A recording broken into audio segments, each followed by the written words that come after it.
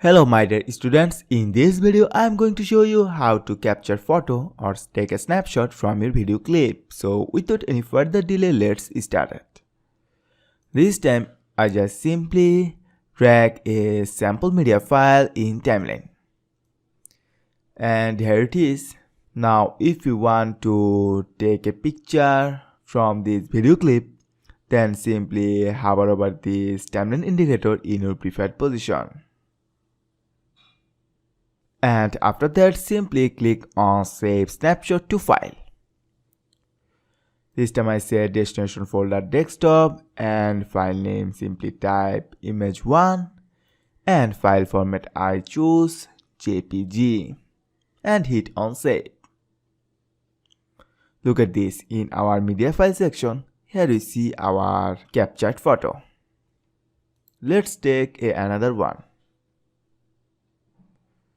Let's capture this one. In the same way, I just simply hit on Save Snapshot to File, set destination folder desktop and hit on Save. And here it is. Awesome, right? In this way, we can easily capture photo from our video clip using Sony Vegas Pro 15. Thank you so much for watching.